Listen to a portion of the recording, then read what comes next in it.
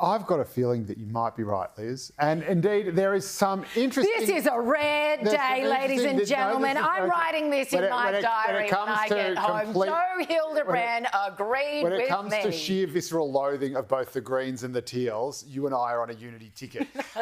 And there are a couple of funny things about this story and lots of fun little rabbit holes. You can, of course, get all the insights on the story with Joe Hildebrand wherever you get your podcast. But firstly, there is no seat of North Sydney anymore. There is no North Sydney MP, redistribution. Kylea Tink anymore because, of course, the Australian Electoral Commission has redistributed the boundaries and the seat simply disappears. And so that's all fine. That's all well and good. So she's not going to run again, is she? Whatever, that's right. So whatever outrageous sort of twist of fate was forced upon the good, peaceful burghers of North Sydney, that is going to be removed. So the Green they accidentally elected is no more. Now, a lot of people said, Kylea Tink, you should go and run in the seat of Bradfield, which is just next to North Sydney and where most of that electorate has gone to. And she has said no.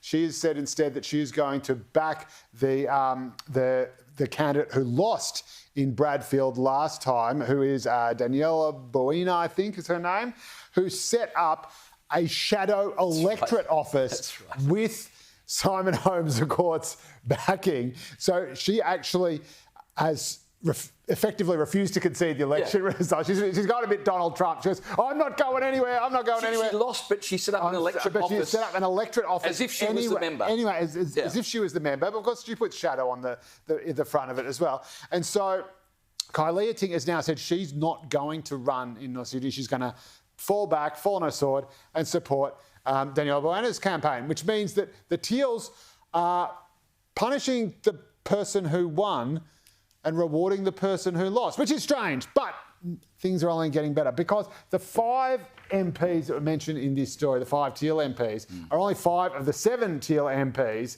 who, of course, occupy the House of Representatives. The other 2 are Allegra Spender in the seat of Wentworth and Kate Chaney in a seat in WA. I think it's called Curtin.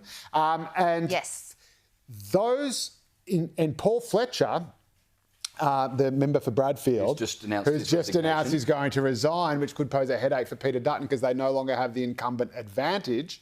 But Paul Fletcher in September put out the same research of how these guys voted, right? And again, Allegra Spender and Kate Chaney were on the bottom. It's still the overwhelming majority of the time, but in the sort of mid to low 70s. Now, if you think about the things that Liz is talking about, how the world's kind of changed a little bit since 2022, the number one economic issue, cost of living, and the number one social issue, community disintegration and conflict over the war in the Middle East. So you have Allegra Spender, who is the Teal with probably the highest proportion of Jewish voters in her electorate. And then you have Kate Chaney, who is the only Teal in the most resource-dependent state in Australia. And what happens to all these high ideals? What happens to climate change being the most catastrophic, cataclysmic, world-ending event? Well, it seems just by a few percentage points to have dissipated because they don't seem to be finding as much common ground with the Greens. Allegra Spender, I'm pretty sure, is smart enough to know that any association that she has with the Greens, given their outrageous anti-Israel sentiment, given the fact that they have refused to condemn active vandalism at the Australian War Memorial, things like that, been equivocating on Israel. They have provided false equivalence between Israel and Hamas. We all know they're crazy candidates. So locally, said the IDF was worse than ISIS. Ooh, worse. IDF, the Israeli Defence Force, is worse than ISIS. Let's do some focus groups on how that goes down in Double Bay. Probably not too good, I would have thought. And again, Kate Chaney knows that in the middle of a cost of living, of course, she comes from one of the leafier, nice little seats in WA, but this is a state whose entire fortunes basically rest on the mining industry. And suddenly, when everything's going fine and everyone's rolling along, you can kind of sort of think, oh, well, maybe we should think about the climate. But suddenly when things get tough, maybe my constituents wouldn't be too happy. The other thing I don't understand about the Teals, and Liz, you alluded to this, is, they came in 2022 promising transparency and honesty and integrity in politics. Oh, they were going to be the light on the hill, Correct. The new light on the hill of Australian politics. Everything that was wrong with the Australian government, they were going to be the opposite. But here's the problem with their transparency and integrity. They claim to be independents, but they vote together. They hold press conferences together. They do. They have one common source of funding. Their advertising is all identical under the same banner, and yet they keep insisting, no, we're not a political party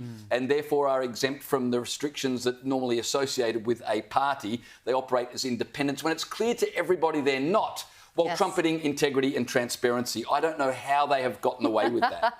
Well, look, people elected them not knowing what they were in for. 4 years later, people know what they're in for. And I dare say they aren't going to do as well at the next election. Probably many people can see that, themselves in particular, in the tea leaves coming up to the next election, either in April or May of next year. I imagine they're getting quite nervous.